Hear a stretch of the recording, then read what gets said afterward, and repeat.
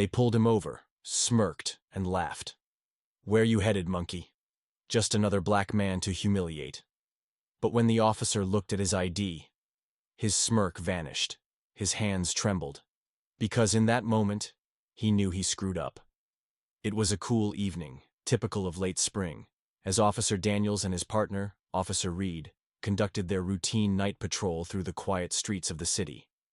The hum of the patrol car's engine was a steady background noise as they navigated through well-lit avenues and darker side streets, their eyes alert for any signs of trouble or disruption. Officer Daniels, a white cop known among his peers for his arrogance and assertive demeanor, was at the wheel. His partner, Officer Reed, slightly more reserved, watched the passing scenery with a practiced eye, making mental notes of any unusual activity.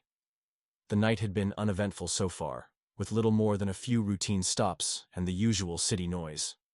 As they turned onto a main thoroughfare, Daniel's attention was quickly drawn to a sleek, high-end luxury car, a stark contrast to the more modest vehicles typically seen in this part of town. The car's driver was a black man dressed in an expensive suit, his demeanor composed and his attention fixed on the road ahead. Daniel's expression shifted to one of suspicion and contempt as he sized up the scene. Without a word, Daniel smirked and reached for the siren switch, flipping it on with a flick of his wrist. The patrol car's lights flashed brightly in the night, a clear signal for the driver to pull over. The luxury car slowed gracefully and came to a stop at the side of the road, the driver's movements calm and deliberate.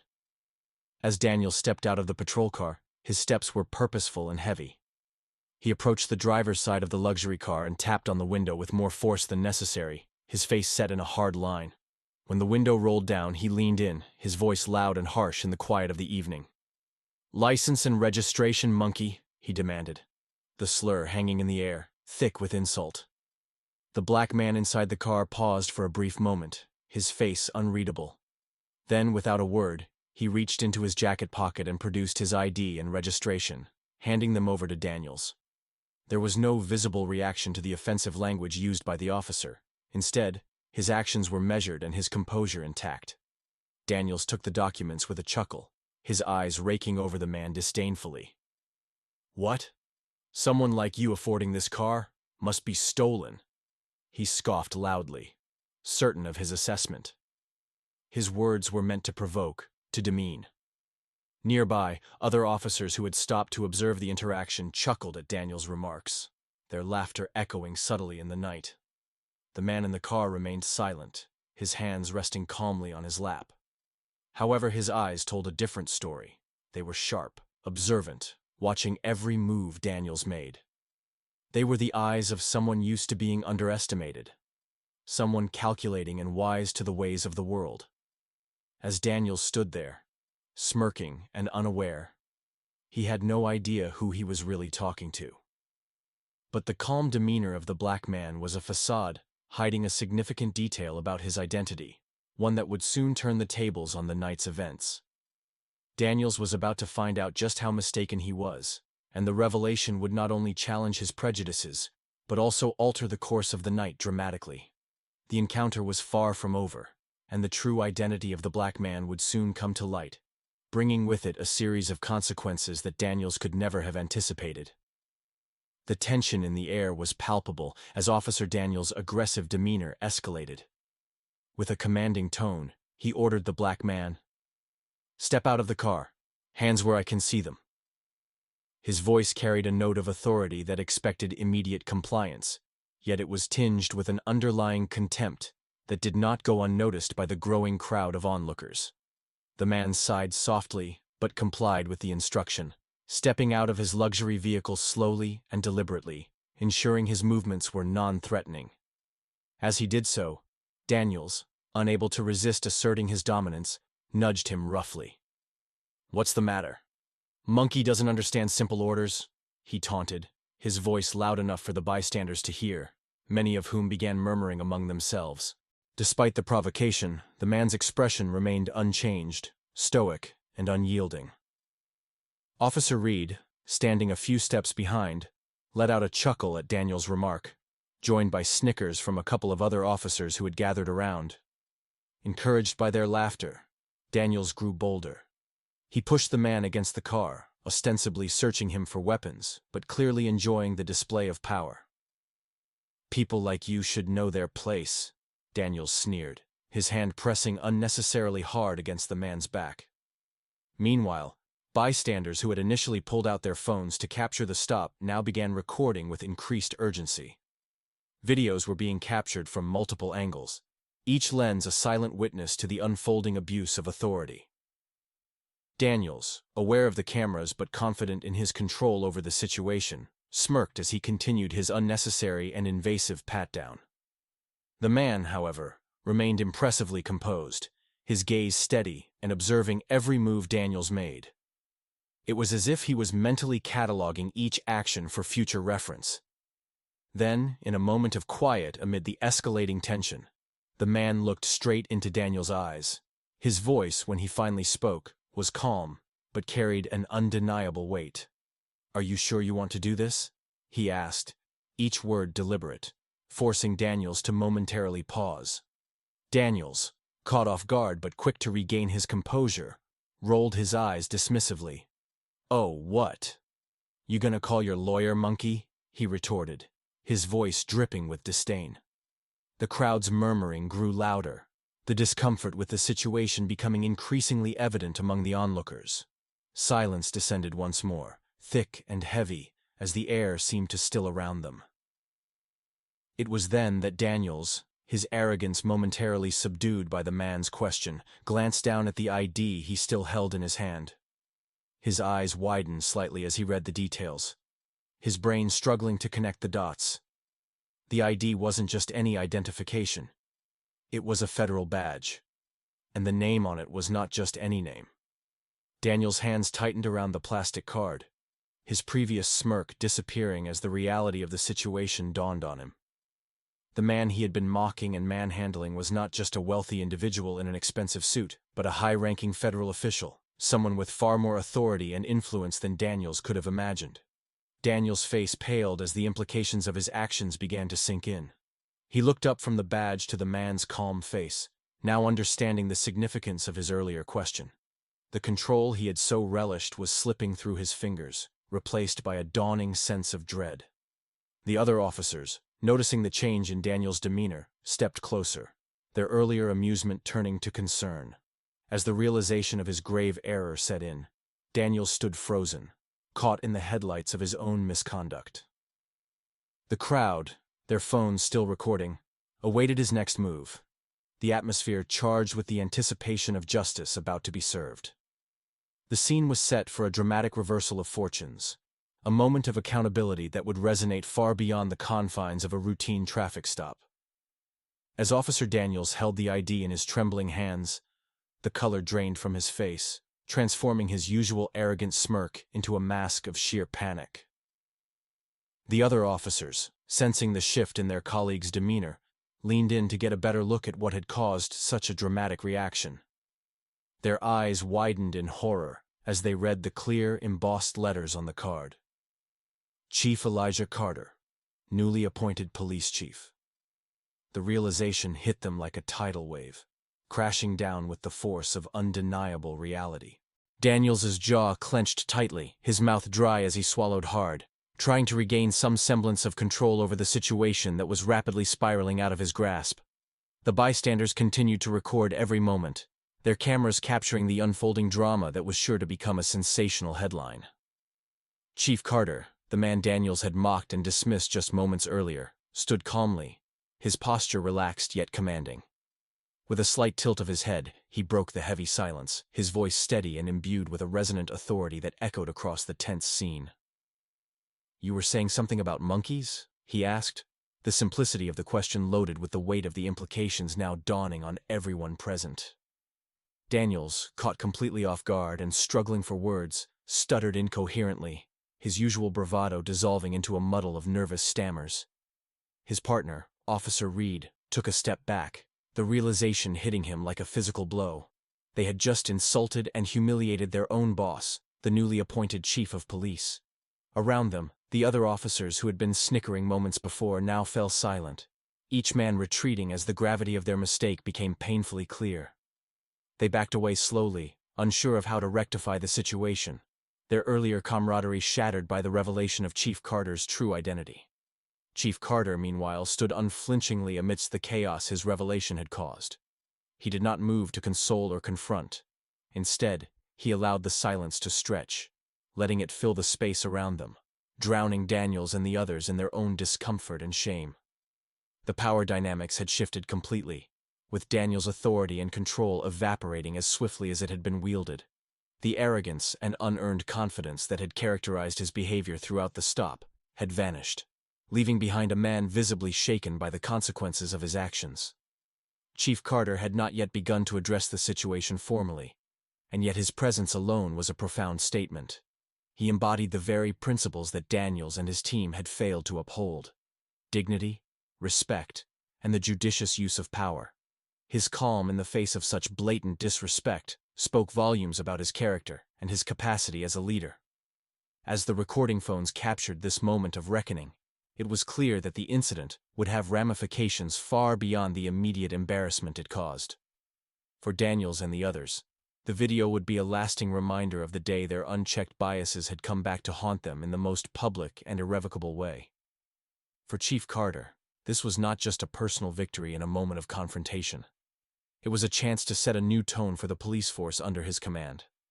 His handling of this incident would be his first act as chief, watched by the very community he was sworn to serve and protect. It was an opportunity to demonstrate that respect and integrity were not just expected, but demanded at every level of his department. The bystanders, once merely spectators to an all-too-common scene of racial profiling, now found themselves witnesses to a pivotal moment of justice and accountability. Their videos would soon circulate across social media, sparking discussions on leadership, racism in policing, and the power of dignity in the face of discrimination. Daniels, standing deflated and exposed before his superior, awaited the words that would surely come next. Chief Carter's next actions would not only decide Daniels' fate, but would also begin to define his own legacy as a leader committed to change and fairness. The silence was about to break, and with it, a new chapter would begin for everyone involved. The air was thick with tension as Chief Elijah Carter, standing calm and authoritative in the twilight glow of the street lamps, addressed the scene before him. His sigh was one of disappointment rather than anger, a sound that seemed to resonate with the onlookers gathered around. "This is what happens when you let power get to your head," he said, his voice steady and imbued with a quiet strength that commanded attention. Officer Daniels, now visibly sweating under the scrutiny of his superior and the public eye, attempted to salvage what little he could of his dignity. I didn't know, sir. It was just a joke," he stammered, his voice cracking under the pressure. Chief Carter raised a hand, silencing him with a simple gesture. "A joke? So, I guess I should be laughing?" His question, rhetorical and sharp, cut through the noise of the evening, leaving Daniels momentarily speechless. The implication was clear, and the rebuke stung with the truth of its simplicity. Frozen, Daniels could only stand and absorb the weight of his misstep. Chief Carter, his presence unyielding, turned his attention to the other officers who had witnessed the interaction. "You all heard it, right? On camera?" he asked, his gaze sweeping over the group. The bystanders, many of whom were still recording the incident, nodded affirmatively. The digital evidence of Daniels' misconduct was undeniable, captured from multiple angles by citizens who understood the gravity of what they were witnessing. Daniels' breathing grew heavy, the reality of the situation setting in like a vice around his chest. Panic, sharp and unrelenting, began to take hold as he realized the full extent of his folly. Chief Carter, seeing that the lesson had been all but learned, decided it was time to deliver the final, decisive blow. "Turn in your badge and gun. You're done," Chief Carter declared, his voice devoid of malice, but rich with finality. The sentence was not just a dismissal but a stark proclamation of accountability. The silence that followed was profound. The other officers, many of whom might have shared shifts or even laughs with Daniels, now stood motionless, their loyalty to their fallen colleague overshadowed by the integrity of their oath. None came to Daniels' defense. The evidence and the judgment were too compelling. The reality that their actions in the line of duty were subject to the same laws they enforced was made unequivocally clear. With trembling hands, Daniels unclipped his badge and laid down his gun, the symbols of his authority and his abuse thereof. The irony of the situation was not lost on him. The same black man he had so casually insulted was the arbiter of his downfall. His career, built on a foundation of supposed justice and order, had crumbled because of his own prejudice and misconduct. As Daniels walked away, his career in ruins, Chief Carter addressed the crowd and his officers. "Let this be a lesson to us all," he stated.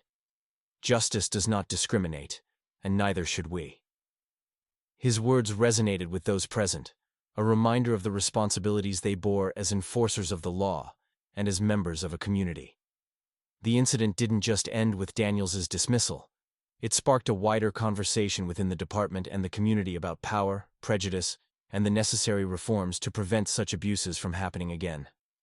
Chief Carter's handling of the situation, marked by decisiveness and dignity, set a new standard for leadership within the force.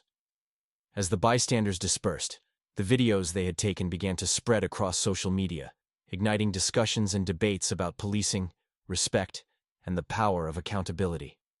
Chief Carter, once unknown to those outside his immediate circle, became a symbol of integrity and a beacon for change.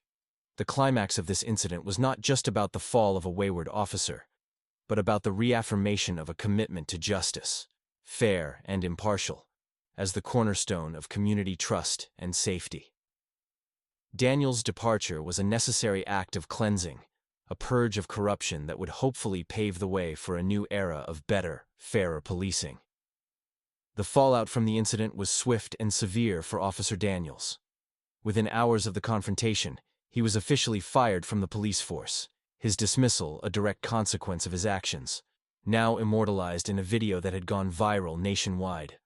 The footage, showing his blatant disrespect and abuse of power, became a catalyst for a broader conversation about police conduct and accountability. As the video circulated on social media, it not only captured the attention of millions, but also sparked outrage across the country. Protests erupted in various cities, with demonstrators calling for systemic police reform.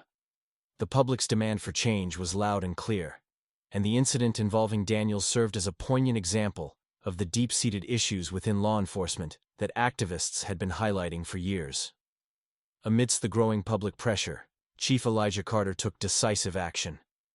Recognizing the need for transparency and accountability within his department, he announced a full internal investigation to assess not only the specific incident, but also the overall culture of the police force. His commitment to reform was evident as he addressed the media, promising that this was just the beginning of a series of actions aimed at rebuilding trust and ensuring justice within the community.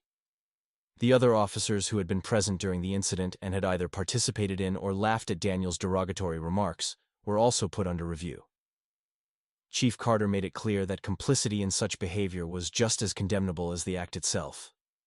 This move signaled a no-tolerance policy towards racism and abuse of power within the force, setting a precedent for future conduct. In a desperate attempt to salvage his reputation and career, Daniels tried to issue a public apology. Standing before a crowd of reporters, he expressed regret for his actions, claiming a lapse in judgment. However, his words fell on skeptical ears. The public, having seen his true character on display in the video, was unforgiving. His apology seemed insincere and too late, especially against the backdrop of ongoing protests and calls for justice. Daniels' name, once just another officer on the force, became synonymous with the very racism and corruption that the community sought to eradicate. His identity as a symbol of exposed racism was cemented, discussed in news outlets, social media platforms, and amongst community groups advocating for change. The incident left an indelible mark on his life, serving as a harsh lesson on the consequences of prejudice and abuse of authority. Chief Carter's actions in the aftermath of the incident earned him respect and support from many within and outside the community. His proactive approach to addressing the issues within his department and his openness in dealing with the incident were seen as steps in the right direction towards meaningful reform. His leadership during this critical time highlighted the importance of accountability at all levels of law enforcement. As the story continued to unfold, the video remained a powerful reminder of the need for continued vigilance and reform in policing practices. It spurred ongoing discussions about racial bias, the use of force, and the relationship between law enforcement and the communities they serve. For Daniels, the incident marked the end of his law enforcement career. But for the community and the nation, it was a pivotal moment in the ongoing struggle for justice and equality. Under the bright lights of a hastily arranged press conference, Chief Elijah Carter stood resolute, his figure commanding attention. Reporters from various media outlets gathered, their microphones poised and cameras rolling, capturing the palpable anticipation in the air. Amidst the flurry of questions, one query rose above the rest, pointed and direct. "How does it feel to take down a racist cop?" Chief Carter, well accustomed to the weight of public scrutiny, paused, allowing the question to hang in the air for a moment. Then, with a slight smirk that spoke volumes, he responded, "I didn't take him down. He did that all by himself." His words, succinct and powerful, echoed not just through the room, but across the broader public consciousness, resonating as a stark reminder of the self-inflicted nature of Officer Daniels' downfall. This incident, catalyzed by Daniels' own actions and words, became a defining moment for the police department. Under Chief Carter's leadership, it precipitated a sweeping review of departmental policies and training programs. The viral nature of the incident exposed deep-seated issues that had long been whispered about within the halls of the precinct, but had seldom been addressed with such immediacy and transparency. The changes implemented were both structural and philosophical. Training on racial sensitivity and the proper use of authority was overhauled, and protocols for accountability were tightened. Chief Carter introduced body cameras for all officers, ensuring that every interaction was recorded. An initiative aimed not just at policing the police, but at rebuilding trust within the community they served. Officer Daniels, once a figure of authority, found himself ostracized, his career in ruins. The backlash from the public and his peers forced him into a reclusive retreat from public life. His name became a cautionary tale, emblematic of the perils of unchecked power and prejudice within law enforcement. The humiliation of his exposure and dismissal haunted him, serving as a stark counterpoint to his previous arrogance and a reminder of the consequences of his actions. The resolution of the case, while marking an end to this particular episode, was just the beginning of a much-needed cultural shift within the department. Chief Carter's handling of the incident had not only rectified an immediate wrong, but it also set a new standard for leadership and accountability. The community's response, initially one of outrage, gradually morphed into cautious optimism as they witnessed real changes being enacted, a rare but tangible progress in the fight against systemic injustice. Justice, in this case, was served not through vengeance, but through a measured, decisive rectification of wrongs. Chief Carter's commitment to upholding the values of justice and equality redefined what leadership looked like in law enforcement. His approach, firm yet fair, reaffirmed a crucial tenet. That power, when placed in the right hands and wielded responsibly, could indeed be a force for good. As Chief Carter concluded the press conference, his final words left a lingering impact. "Let this be a lesson to all within our ranks. No one is above the law, and our actions must always reflect the principles we are sworn to uphold." The case closed, but its lessons remained, echoing through the corridors of power and into the streets, reminding everyone that true justice requires vigilance, courage, and, most importantly, integrity.